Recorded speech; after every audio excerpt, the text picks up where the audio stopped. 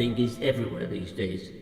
Check out the supermarket. Orange juice from China, nuts from India, swordfish from Japan, lager from Czechoslovakia, scores of European cheeses. You name it, it's there. Not when I was growing up. You'd never taste the range of French cheeses or Bohemian lager beer. At least you couldn't unless you were very rich and could go anywhere when the fancy took you. All that has changed. But it's not just foods. Got an iPhone? Everyone knows it was invented and designed at Cupertino in California. Who knows where the complex bits and pieces of its innards are made or assembled? Apple doesn't say. The industry credits China, Japan, Germany, South Korea, and of course the United States itself. Just think for a moment of the trillions of parts and finished goods moving cheaply around the world every second, a small portion by air, but most by sea. We call it globalization. But the man who basically made globalization a reality in our lives is too little known. This is his story, the story of the man who makes your day. In the Great Depression of the 30s, when millions of Americans were out of work, worse than now, Malcom McLean was a 24-year-old truck driver. He got a job to take cotton bales from Fayetteville in North Carolina all the way to a pier in Hoboken, New Jersey, for shipping overseas. He was glad of the work, but when he arrived, he got bored out of his mind, sitting in his truck, waiting and waiting and waiting on the docks, as the worker ants muscled crates and bundles of other trucks and into slings that lifted the goods into the hold of the ship.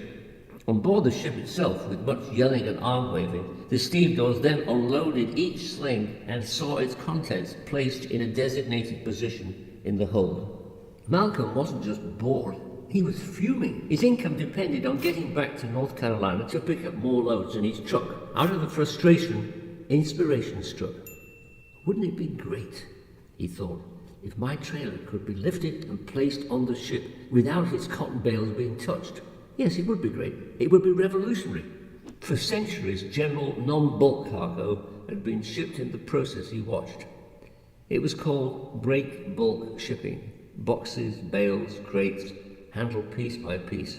What Malcom envisaged would have saved him only a day, but it would have saved everyone else something like 2 weeks in loading and unloading the ship. On average, it was 8 days to haul and distribute break bulk shipments in the hold, plus another 8 days at the other end to retrieve and distribute. All that time would have been saved if Malcom McLean could have just driven his truck onto the ship and at the other end, driven it off. Well, today, that concept is a reality. The concept that occurred to Malcom is known as containerization. It has done more than just save a great deal of time. It's the reason why we have a thriving global marketplace offering us that infinite variety of things. And it's the reason we can move cargoes from remote parts of the world at minimal cost. Malcom had his idea in 1937. The 24-year-old truck driver sitting in his truck in Hoboken was 40 before he did anything about it. By then, he built his one truck into a big trucking company. He borrowed money from an enterprising vice president at Citibank in New York and set about designing the steel boxes and the decks of the ships to carry them, stacked one on top of another. A lot of people thought he was crazy. Inventors always attract armies of naysayers who can never remember how critical they were. For our part, we should remember Malcom McLean. His first container ship, the Ideal X, sailed from shed 154 at Marsh Street, Port Newark, with 58 well-filled boxes. It was the beginning of the container era, shrinking our world and enlarging human choice.